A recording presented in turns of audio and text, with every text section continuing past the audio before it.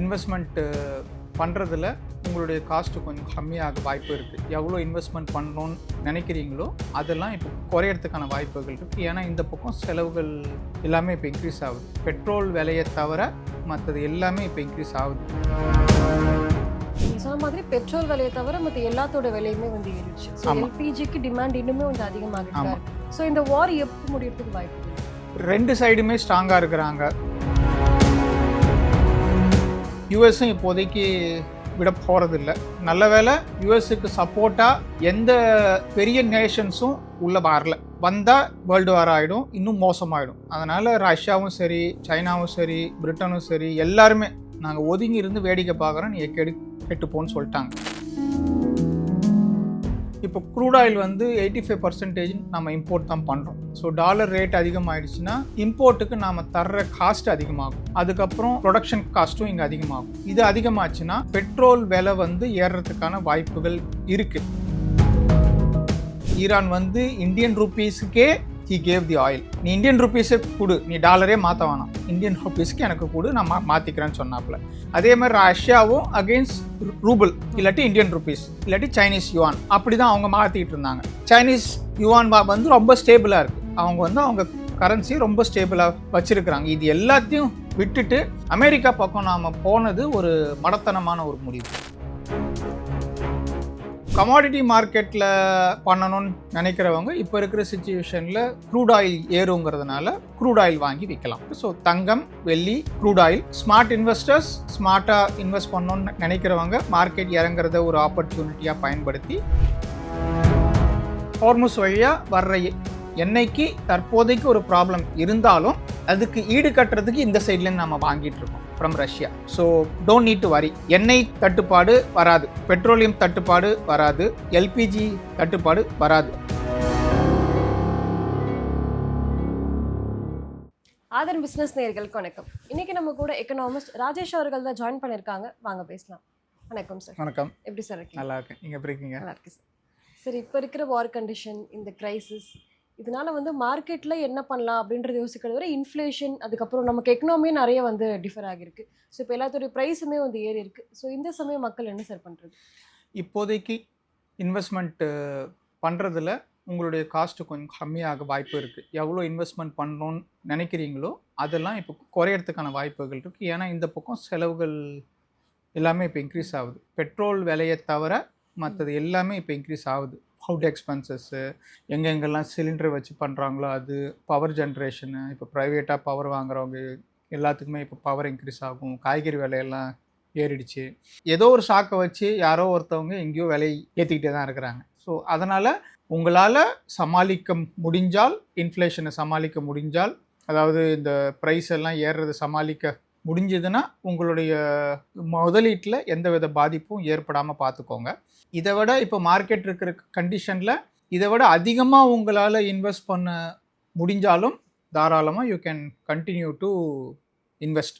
அது சரி, எனக்கு வந்து இன்வெஸ்ட்மெண்ட்லேருந்து தான் நான் பணத்தை எடுத்து என்னுடைய செலவுகளை நான் பார்க்கணும் அப்படிங்கிறவங்களுக்கு இதை ஒரு டெம்பரரியான மெஷராக மட்டும் வச்சுக்கோங்க அப்படின்னு தான் சொல்லுவேன். ஏன்னா இதுவே இந்த அதுலேருந்து எடுத்து இந்த காசு செலவு பண்ணுறது பழகிடுச்சு அப்படின்னு சொன்னால் நாளைக்கு உங்களோட ஃப்யூச்சரில் அது அஃபெக்ட் ஆகும். அதனால் இன்வெஸ்ட்மெண்ட் பண்ணுறவங்க மேக்ஸிமம் குறைக்காமல் பார்த்துக்கோங்க. இன்க்ரீஸ் பண்ண முடிஞ்சால் இன்க்ரீஸ் பண்ணுங்கள்.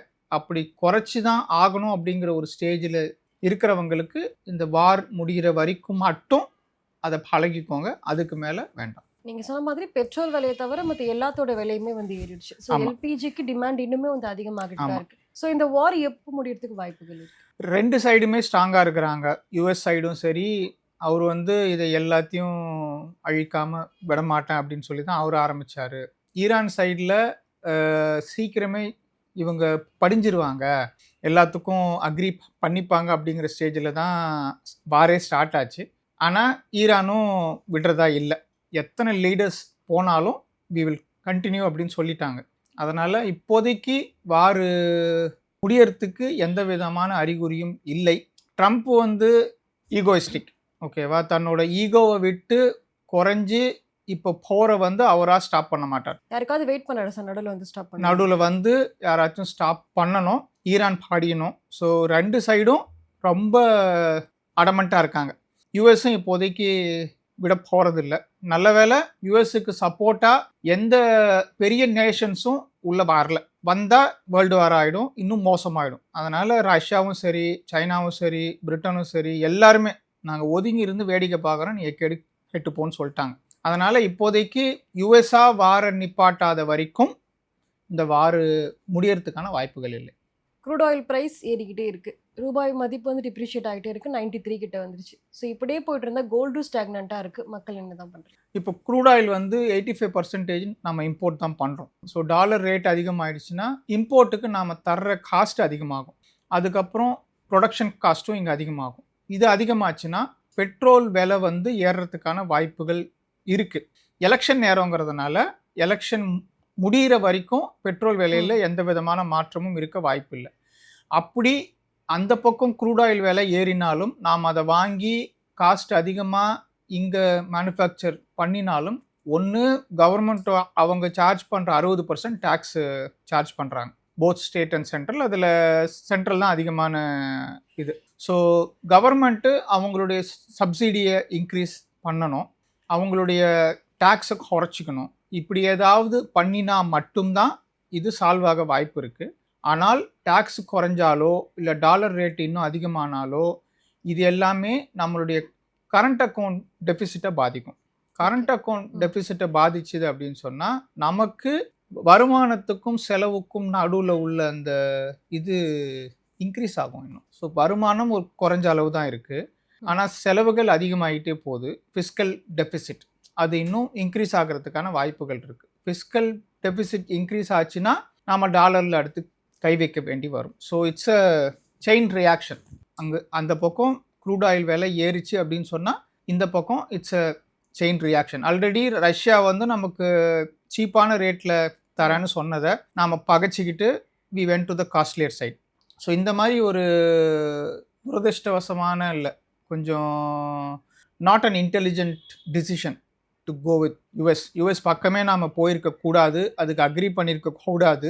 ரஷ்யாவோடையும் ஈரானோடையும் நாம் we could have survive. Iran வந்து இந்தியன் ருப்பீஸுக்கே ஹி கேவ் தி ஆயில். நீ இந்தியன் ருப்பீஸே கொடு, நீ டாலரே மாற்ற வேணாம், இந்தியன் ருப்பீஸ்க்கு எனக்கு கொடு, நான் மாற்றிக்கிறேன்னு சொன்னாப்புல. அதே மாதிரி ரஷ்யாவும் அகெயின்ஸ்ட் ரூபிள், இல்லாட்டி இந்தியன் ருப்பீஸ், இல்லாட்டி சைனீஸ் யுவான், அப்படி தான் அவங்க மாற்றிக்கிட்டு இருந்தாங்க. சைனீஸ் யுவான் வந்து ரொம்ப ஸ்டேபிளாக இருக்குது, அவங்க வந்து அவங்க கரன்சியை ரொம்ப ஸ்டேபிளாக வச்சுருக்கிறாங்க. இது எல்லாத்தையும் விட்டுட்டு அமெரிக்கா பக்கம் நாம் போனது ஒரு மடத்தனமான ஒரு முடிவு. இப்போ நீங்கள் சொன்ன மாதிரி எல்பிஜி கேஸ் இது எல்லாமே ஒரு பக்கம் இருக்கட்டும். ஸோ இப்போ மார்க்கெட் வந்து ஒரு 7% கிட்ட வந்து கரெக்ஷன்லேயே வந்து போயிட்டுருக்கு. ஸோ கிராஷ் வரத்துக்கு வாய்ப்பு இருக்குது? கிராஷ் வரத்துக்கு வாய்ப்பு இல்லை. ஏன்னா ரீசெண்டாக நடந்தது இட்ஸ் ஸ்டாக் ஸ்பெசிஃபிக்.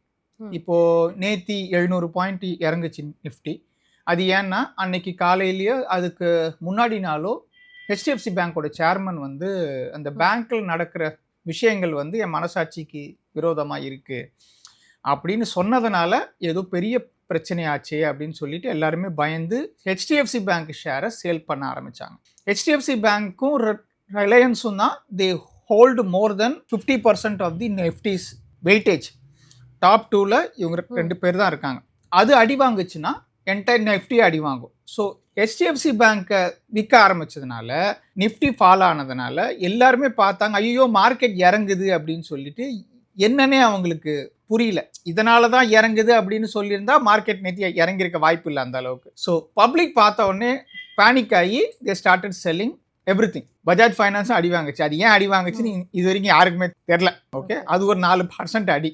தென்னை மரத்தில் தேல் கொட்டினா பனை மரத்துக்கு ஏன் நெறி கட்டுச்சுன்னு தெரில. ஸோ அதனால் நேற்று ப்ரிடாமினண்ட்டாக பேனிக் செல்லிங் தான். மக்களுக்கு ஹெச்டிஎஃப்சி பேங்க்னால தான் ஸ்டாக் வந்து இண்டெக்ஸ் வந்து இறங்கியிருக்கு அப்படின்னு தெரிஞ்சிருந்ததுன்னா அந்த ஸ்டாக் மட்டும்தான் அடி வாங்கியிருக்கும். ஸோ நமக்கு உண்டான டேமேஜ் வந்து குறைஞ்சிருக்கும். பட் நேற்று அதை பார்த்துட்டு என்னன்னு புரியாமல் இண்டெக்ஸ் இறங்குதே, காலையிலேயே இவ்வளோ இறங்கிடுச்சு அப்படின்னு சொல்லி மக்கள் பேனிக் செல்லிங் பண்ணினதுனால வந்த விளைவு தான் அது. So as a country challenges இருந்தாலும், ஆஸ் அன் இண்டெக்ஸ் அங்கே இருக்கிற கம்பெனிஸ்க்கு சேலஞ்சஸ் இருந்தாலும் வி ஆர் ஸ்ட்ராங். நாம் ஸ்ட்ராங்காக இருக்கிறோம். அதனால் இண்டெக்ஸை பற்றி பயப்பட வேணாம், கண்ட்ரியை பற்றி பயப்பட வேணாம். என்ன தான் கொஞ்சம் லூசுத்தனமாக ஏதாவது முடிவுகள் எடுத்தாலும் as a country we are a bit okay. ரொம்ப ஸ்ட்ராங்லாம் சொல்ல முடியாது. இருந்துச்சு ஸ்ட்ராங்கா, பட் இப்போ இல்லை. It's all gone. அடகு வச்சாச்சு நாட்டு எடுத்துன்னு போய். அதனால் as a country we are okay. அதனால் பயப்பட வேணாம். You continue investing in stock market. Market எப்பெல்லாம் இறங்குதோ அது வந்து அதிகமாக முதலீடு பண்ணுறதுக்கான அருமையான வாய்ப்பு. அந்த வாய்ப்பை தவற விடவே வேண்டாம். சரி, எனக்கு மார்க்கெட் வேணாம், எனக்கு ரொம்ப பயமாக இருக்குது அப்படின்னு நினைக்கிறவங்க இந்த மாதிரி மார்க்கெட் இறங்குற நேரத்தில் தங்கம் இல்லாட்டி வெள்ளி தாராளமாக அதில் இன்வெஸ்ட் பண்ணலாம். கமாடிட்டி மார்க்கெட்டில் பண்ணணும்னு நினைக்கிறவங்க இப்போ இருக்கிற சுச்சுவேஷனில் க்ரூட் ஆயில் ஏறுங்கிறதுனால க்ரூட் ஆயில் வாங்கி விற்கலாம். ஓகே, அந்த மாதிரி இருக்குது. ஸோ தங்கம், வெள்ளி, க்ரூட் ஆயில். ஸ்மார்ட் இன்வெஸ்டர்ஸ் ஸ்மார்ட்டாக இன்வெஸ்ட் பண்ணணும்னு நினைக்கிறவங்க மார்க்கெட் இறங்குறத ஒரு ஆப்பர்ச்சுனிட்டியாக பயன்படுத்தி இப்போ you can buy stocks at a cheaper price. இப்போ மார்க்கெட் ஓவர் வேல்யூடாக இருக்கா, அண்டர் வேல்யூடாக இருக்கா சார்? ஓவர் வேல்யூடு தான். ஃபார் த லாஸ்ட் 1 இயர் கொஞ்சம் ஓவர் வேல்யூ தான். ப்ரைஸ் டு ஏர்னிங் ரேஷியோ அது ரொம்ப அதிகமாகவே இருக்குது. 25க்கு மேலே போயிடுச்சு. Market is over valued. That is also one of the reason why FIIs are going out. So market over value ஆனதுனால தான் இப்போ இந்த அளவுக்கு இருக்குது. ஸோ ஒன்ஸ் பிஇ ரேஷியோ, மார்க்கெட்டோட ப்ரைஸ் டு ஏர்னிங் ரேஷியோ வந்து 20க்கு கீழே வந்தப்புறம் it's right time to enter. நீங்கள் சொன்ன மாதிரி எஃப்ஐஎஸ் வந்து இன்னுமே வெளியே போயிட்டுருக்காங்க. பட் ஒரு 60% இனிமே வந்து டிஏ இன்ஃப்ளோஸ்னால தான் மார்க்கெட் வந்து ரன் ஆகிட்டு இருக்குல்ல சார். ஸோ அப்போ பெருசாக எஃப்ஐஏயோட பாதிப்பு நமக்கு இல்லையா? பெருசாக எஃப்ஐஏயோட பாதிப்பு இருக்குது. ஓகே, எஃப்ஐஎஸ்னால தான் மிகப்பெரிய பாதிப்பு. இப்போ அந்த பாதிப்பை நாம் இப்போ மறைச்சிக்கிட்டு இருக்கோம். டிஐஎஸை வச்சு வி ஆர் ஹைடிங் தட். இந்த பெரிய தலைவர்கள்லாம் வந்தால் இந்த சாக்கடையெல்லாம் மறைப்பாங்கல்ல, இதை வச்சு அந்த மாதிரி இப்போ மறைச்சிக்கிட்டு இருக்கோம். அந்த மறைப்பு எத்தனை நாளைக்கு தாங்கும் அப்படின்னு பார்த்தா, டிஐஎஸ் கிட்ட பணம் இருக்கிற வரைக்கும். டிஐஎஸ் கிட்ட எப்போ பணம் இருக்கும்? மக்கள்கிட்டேருந்து இன்வெஸ்ட்மெண்ட் அங்கே அதிகமாக வர்ற வரைக்கும். மக்கள்கிட்ட எப்போ இன்வெஸ்ட்மெண்ட் அதிகமாக வரும்? விலையேற்றம் அதிகமாக இல்லாமல் தங்களால் மாதம் செலவு போக சேமிக்க முடிந்தால் மட்டுமே. இப்போ இருக்கிற சுச்சுவேஷனில் எல்லாமே விலை ஏறினதுனால மக்கள்கிட்ட இருக்கிற டிஸ்போசபிள் இன்கம் குறைய ஆரம்பிக்குது, குறைஞ்சிக்கிட்டு வருது. ஜாப் லாஸு, ஏஐனால ஜாப் லாஸு, நிறைய விஷயங்கள்னால மக்கள்கிட்ட இருக்கிற இன்கம் குறைஞ்சிட்டு வருது. இன்கம் குறைஞ்சா அவங்க எதில் கை வைப்பாங்கன்னு பார்த்தா சேவிங்ஸில் தான் வைப்பாங்க. அவங்க சேவிங்ஸை கை வச்சா டிஐஎஸ் கிட்ட இருக்கிற காசு குறையும். அவங்களால ஒரு லெவலுக்கு மேலே மார்க்கெட்டை தாங்கி பிடிக்க முடியாது. அப்படியே தாங்கி பிடிக்கணும்னு நினச்சா இருக்கிற ஷேர்ஸ் எல்லாமே அவங்க விற்றுட்டு தான் வர்ற காசில் தான் மறுபடியும் அவங்க மார்க்கெட்டுக்குள்ளே இன்வெஸ்ட் பண்ண முடியும். விற்றுட்டு வாங்குறது அப்படின்னு சொல்லி பண்ணிக்கிட்டு இருந்தாங்கன்னா மார்க்கெட் வில் ரிமைன் ஃப்ளாட். ஓரளவுக்கு மேலே இப்போது அடுத்த ஃபெட் மீட்டிங்கில் interest rate, US interest rate, treasury ரேட்டை பற்றி ஒரு கிளாரிட்டி வந்த பிறகு you cannot stop the எஃப்ஐஏஸ் from exiting out. நம்ம ஃபஸ்ட்டு சொல்லிட்டு இருக்கிறது தான். இங்கே எல்லாத்தையுமே இன்வெஸ்ட் பண்ணி யூட்டர்ன் போட்டு டேபிள்லாம் உடச்சி அவங்க 4.5% தான் அங்கே எடுத்துகிட்டே போகிறாங்க. டாலர் வேல்யூ எல்லாத்தையுமே சேர்த்து, எக்ஸ்பென்சஸ், டாலர் வேல்யூ, எஸ்டிடி எல்லாத்தையுமே சேர்த்து 4.5% தான் அவங்க அங்கே எடுத்துகிட்டு போகிறாங்க. இப்போ அங்கேயே எதுவுமே பண்ணாமல் எனக்கு ட்ரெஷரி பாண்டு இல்லை நார்மல் பாண்ட்லேயே எனக்கு 4.5% கிடைக்குதுன்னா அவன் கால் மேலே கால் போட்டுட்டு அங்கேயே தான் இன்வெஸ்ட் பண்ணுவான். ஸோ இங்கே இருக்கிற காசை அங்கே எடுத்துகிட்டு போவான். So be ready for the இம்பேக்ட்டுக்கு ரெடியாக இருங்க எல்லாரும். மார்க்கெட் நல்லா அடி வாங்குச்சுன்னா பிஇ ரேஷியோ குறையும். எஃப்ஐஎஸ் எக்ஸிட் ஆன உடனே மார்க்கெட் குறையும். டிஏஎஸால் ஓரளவுக்கு தான் மார்க்கெட்டை தாக்கு பிடிக்க முடியும். அப்படி தாக்கு பிடிக்க முடிஞ்சதுக்கு மேலே ஒரு பிரேக்கிங் பாயிண்ட்னு ஒன்று வரும். இந்த பிரேக்கிங் பாயிண்ட் வந்ததும் மார்க்கெட் அடி வாங்கும். அடி வாங்கினப்புறம் பிஇ ரேஷியோ குறையும், ஸ்டாக்ஸ் எல்லாம் சீப்பாக கிடைக்கும். அதுக்கப்புறம் you can enter the market. இப்போதைக்கு இருக்கிற காசை அப்படியே பத்திரமா வச்சிருக்கிறது நல்லது. எதில் ப்ராஃபிட் புக்கிங் பண்ண முடியுமோ எல்லாத்துலேயுமே ப்ராஃபிட் புக்கிங் பண்ணி வச்சுருங்க, ரெடியாக வச்சுருங்க. மார்க்கெட்டு விழுந்த பிறகு that's a right time to re-enter the market. நீங்கள் சொல்கிறதே பயமுறுத்துற மாதிரி தான் சொல்கிறீங்க. ஃபஸ்ட்டு வந்து கிராஷே வராது, கிராஷ் வர வாய்ப்பு இல்லைன்னு சொன்னீங்க. இப்போது எஃப்ஐஐஸ் ஃபெட் மீட்டிங்க்கு அப்புறம் எஃப்ஐஐஸ் முழுசாக வெளியே போயிடுவாங்க. ஸோ டிஐஎஸ்னால வந்து ரொம்ப நாள் மார்க்கெட்டில் தாக்குப்பிடிக்க முடியாது. ஸோ அப்போ மார்க்கெட் ஒரு பெரிய கோவிட் கிராஷ் அளவுக்கு வரதுக்கு வாய்ப்பு இருக்கா சார்? கிராஷ் வேற, மார்க்கெட் குறையிறது வேற. மார்க்கெட் குறையிறதுங்கிறது it's a part of the market. ஏறும் இறங்கும். அப்படி நம்மளுடைய இது மாதிரி இசிஜி மாதிரி தான், ஏற்ற இறக்கம் இருந்தால் தான் அது மார்க்கெட் ஆக்டிவாக இருக்குன்னு அர்த்தம், ஹெல்த்தியாக இருக்குன்னு அர்த்தம். சரியா? மார்க்கெட் கிராஷ் மாதிரி வர்றதுக்கு வாய்ப்பு இல்லை. கோவிட்ல வந்த மாதிரி அந்த மாதிரி இருக்கிறதுக்கெல்லாம் வாய்ப்பே இல்லை. ஓகே, மார்க்கெட் கிராஷு ஏதாவது கவர்மெண்ட்டில் வேற மாதிரி ஒரு முடிவு எடுத்த கார்பரேட்ஸுக்கு ப்ராப்ளம் வர்ற மாதிரி, அவங்க ப்ராஃபிட்டில் ப்ராப்ளம் வர்ற மாதிரி ஏதாவது கவர்மெண்ட் ஒரு முடிவு எடுத்தால் மட்டுமே தான் கிராஷ் வர்றதுக்கான வாய்ப்புகள் இருக்குது, இல்லைனா இல்லை. ஓகே, இப்போது எண்ணெய் வந்து நம்ம ரஷ்யாட்டேருந்து வாங்க ஆரம்பிக்கலாம் அப்படின்னு சொல்லிட்டாங்க. ஆல்ரெடி ஜாம்நகர் ரிஃபைனரியில் மேக்ஸிமம் அவங்க ரிஃபைன் பண்ணுறதே ரஷ்யாவோட எண்ணெய் தான். With agreement. இப்போது $300 பில்லியன் டெக்சாஸில் ஒரு ரிஃபைனரி கட்ட போகிறதா பிளான் இருக்குது.